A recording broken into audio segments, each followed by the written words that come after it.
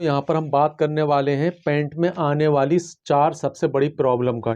वो प्रॉब्लम क्या है?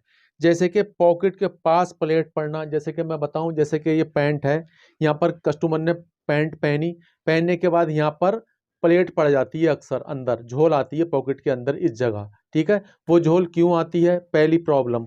दूसरी प्रॉब्लम कि जिन लोगों का पेट बड़ा होता है तो यहाँ पर उनकी पैंट, जैसे थोन से नीचे उनकी पैंट जब बेल्ट चला जाता है तो वो इस तरीके से यहाँ पर मार्जिन इकट्ठा हो जाता है जो बिल्कुल गंदा दिखता है। ठीक है, तो वो क्यों आता है और ये दूर कैसे होगा, ये मैं आज की वीडियो में बताने वाला हूँ। और दोस्तों, यहाँ पर जैसे मान लो आपने हिप रखी, ठीक है, हिप रखी और हिप रखने के बाद में यहाँ पर इस तरीके से आपकी ये पैंट चिरती है, यानी कि हिप पे टाइट हो जाती है इस तरीके से। तो वो क्या होता है, उसकी वजह क्या होती है जो यहाँ पर ये टाइट हो जाती है, वो बताने वाला हूँ। हमारी पैंट है और इस प्रकार यहाँ पर ये इस टाइम पैंट सही है हमारी, और जब हमारी पैंट यहाँ पर कुछ लोगों की देखा होगा आपने, इस तरीके से प्रेस करने के बाद अंदर वाला पैंचा ऊपर को उचक जाता है। तो ये क्यों उचकता है, ठीक है, ये भी बताऊंगा। लटक किस हिसाब से रखें ये भी बताऊंगा। तो यहाँ पर 4 सबसे बड़ी कमी है जो मैं आपको बताने वाला हूँ। कुछ लोग पॉकेट की जो लेंथ है वो ज़्यादा रख देते हैं, उसकी वजह से भी प्लेट पड़ जाती है इस जगह। ठीक है दोस्तों, सबसे बड़ी बात जो हमें पॉकेट की लेंथ रखना होती है वो रखना होती है 7.25 इंच। ठीक है, और पॉकेट का जो फैलाव रखेंगे वो रखेंगे 2.5 इंच। सबसे पहले तो मैं यहाँ आपको ये बता दूँ। और इस तरीके से लगाएंगे निशान। ये देखिए, निशान लगाने के बाद जब आप यहाँ पर पॉकेट की टांकी बांधेंगे, यहाँ बांधेंगे 1.25 इंच पे ऊपर से, और नीचे जो पॉकेट की मुंह की टांकी बांधेंगे वो बांधेंगे 6 इंच पे। ठीक है, तो यहाँ पॉकेट की जो लेंथ है मुंह की वो बिल्कुल भी ज़्यादा नहीं होगी ना कम होगी। अब दोस्तों मैं बताऊं आपको, कुछ लोग फलाई की जो गोलाई है वो एकदम सीधी इस जगह कर देते हैं, एकदम गोल कर देते हैं, जिसकी गोलाई कम होती है, और गोलाई कम होने के कारण जो हमारी गिदरी पे सही तरीके से गिदरी नहीं फैल पाती, तो अक्सर गिदरी पे से पैंट उखड़ जाया करती है, उधड़ जाया करती है। ठीक है, तो आपको कैसे लेना है गोलाई, ये देखिए, इस तरीके से आप गोलाई लेंगे, एकदम बिल्कुल घोंच में निकलेंगे, इसका फैलाव सही रखेंगे। ठीक है, ये और यहाँ पर प्लेट जो हो जाती है खट्टी, वो क्यों होती है? आपको जो जिन लोगों का पेट बिल्कुल स्लिप होता है, यानी कि थोन जिन लोगों की नहीं होती है, उन लोगों के लिए आपको अपना सामना डाउन करना होगा 0.5 इंच। और जिनका पेट बाहर होता है, ठीक है, और कमर कम होती है, उन लोगों के लिए यहाँ पर हमें करना चाहिए 0.25 इंच। ये नॉर्मल तरीका है बिल्कुल, और इसमें आपको कोई भी चक्कर में पड़ने की ज़रूरत नहीं है। जिन लोगों का पेट कम है उनका सामना डाउन करें 0.5 इंच, जिन लोगों का पेट ज़्यादा है उनका सामना डाउन करें 0.25 इंच, और इस तरीके से निशान लगा दें। ठीक है, ये पॉकेट का जो यहाँ पर हमने फैलाव लिया है, यहाँ पर निशान को एंड करेंगे। ठीक है, तो मैंने यहाँ पर लिया है 0.25 इंच। ठीक है, और जो 32 इंच कमर है, कमर कम है, इसके लिए आपको लेना होगा यहाँ पर 0.5 इंच। ये मैंने दोनों निशान लगा के बता दिए। ठीक है, इस कमर के लिए 32 इंच कमर के लिए 0.5 इंच, और जो हैवी साइज है जिनका पेट ज़्यादा बाहर है उनके लिए 0.25 इंच। चलो ये हो गया। अब दोस्तों यहाँ पर मैं बताऊं, जिन लोगों का पैंचा इस तरीके से उचकता है अंदर को, इस तरीके से अंदर वाला साइड है, वो क्यों उचकता है, वो लोग क्या करते हैं, ये भी बताऊंगा आपको मैं।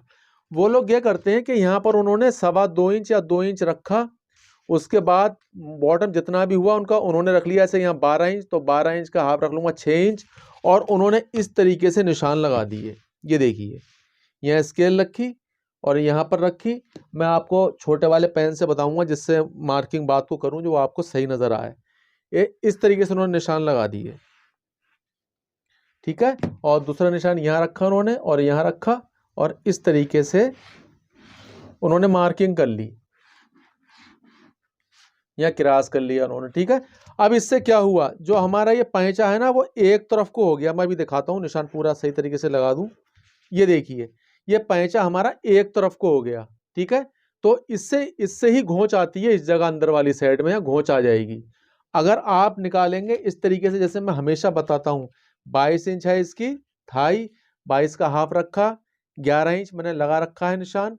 उसके बाद में यहाँ पर देखो, जो निशान 0.5 इंच दूर है ना इस जगह से, तो 0.5 इंच दूर हम यहाँ निशान लगाएंगे, और उसके बाद हम यहाँ पर यह 22 का हाफ, 11 इंच, और हमने यहाँ से इस वाले निशान से, ठीक है, और यहाँ रखा 11 इंच।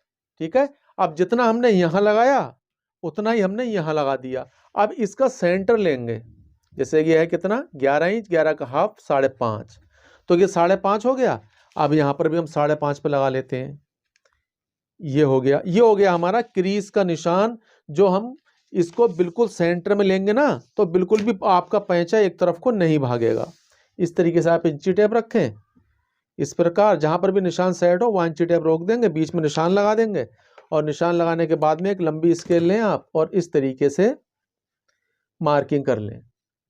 ये देखिए, अब यहाँ पर लेंगे और इस तरीके से बिल्कुल बीच में मार्किंग कर लेंगे। ठीक है। अब दोस्तों आप देख सकते हैं ये हमने जो पहले निशान लगाए थे वो यहाँ कितना ज़्यादा है और यहाँ कितना कम है। ये है तरीका बिल्कुल गलत इस तरीके से यहाँ निशान लगाने का। अब हमने यहाँ 20 सेंटर में निशान लगा दिया क्रीज का। अब हमारे जैसे बॉटम है 12 इंच, तो 12 का हम हाफ लेंगे, 6 इंच हुआ इसका मोरी का, मगर 6 इंच का हम हाफ करेंगे, हुआ 3 इंच। यहाँ से 3 इंच पे निशान लगाएंगे और 3 इंच इधर हो गया। ठीक है, यहाँ लगा देंगे 6 इंच पे, तो 3 इधर हो गया और 3 इधर हो गया इस सेंटर से। अब लगेगा हमारा निशान सही तरीके से और बॉटम बिल्कुल सेंटर में आएगा। ये देखिए इस प्रकार हल्का सा क्रॉस। दोस्तों अगर आप इस तरीके से पैंट कटिंग करते हैं ना, कभी भी आपकी पैंट में कोई भी शिकायत आने वाली नहीं है। बिल्कुल परफेक्ट तरीके से कटिंग करेंगे। और ज़्यादा घुमा फिरा के मैं बताता नहीं हूँ, मैं इतना सिंपल तरीके से बताता हूँ कि लोगों की समझ में आसानी से आ जाए। ये देखिए दोस्तों, अब देखिए यहाँ पर हमारा पहले पैंचा आया ये जो गलत था, और एक निशान आया ये। अब बिल्कुल सेंटर में हमारी पैंट का पैंचा निकला है। ठीक है।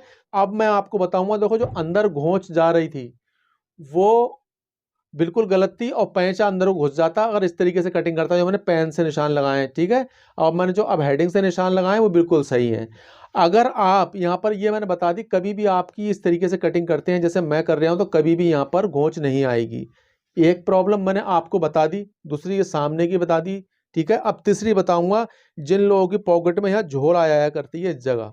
ठीक है।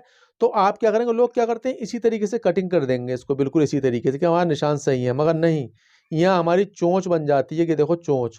तो इसको हम इस तरीके से रखेंगे जहाँ पर राउंड हल्का सा कम आए वहाँ पर लेंगे और इस प्रकार निशान लगा देंगे। ठीक है। तो यहाँ पर जो चोंच थी वो हमारी ख़त्म हो गई, जिससे यहाँ पर हम प्रेस भी करेंगे ना तो झोल नहीं आएगी।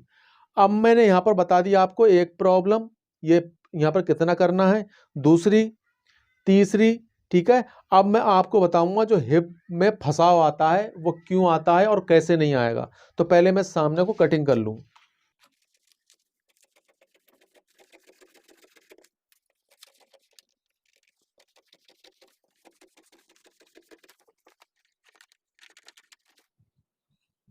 यहाँ पर रख लेते हैं। ठीक ठीक है। अब दोस्तों मैं बताता हूँ कि आपको यहाँ पर बॉटम में कितना मार्जिन लेना है, ये भी संग संग बताता चलूँ। दोस्तों सबसे पहले तो आप यहाँ पर लगाएंगे एक निशान जो लंबाई वाला है, दूसरा लगाएंगे यहाँ पर लटक वाला। ठीक है। और हाँ, लटक आपको किस हिसाब से रखनी है, जितनी भी आपकी हिप हो, इसकी हिप है 37 इंच, 37 का हमने 4 भाग करा तो यहाँ पर हो गया 9.25 इंच, तो 9.25 इंच पे आप लटक निकाल सकते हैं। ठीक है। यानी कि हिप का 4 भाग करें, उसका चौथाई हिस्सा करके एक हिस्सा यहाँ लगा सकते हैं। ठीक है। अब उसके बाद में आपको यहाँ क्या करना होगा, यहाँ पर लेंगे 1.25 इंच। आपका बॉटम कभी भी छोटा बड़ा नहीं होगा। ठीक है। इस चीज से लगाएंगे इस तरह से। और यहाँ पर आप लेंगे फिटिंग की पैंट में कितना, 2.25 इंच।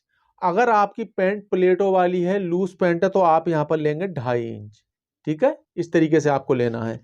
अब दोस्तों यहाँ पर हम इस तरीके से लेंगे सिलाई मार्जिन, अपने सामने से बैक को उठाएंगे 1.25 इंच और यहाँ पर निशान लगाएंगे।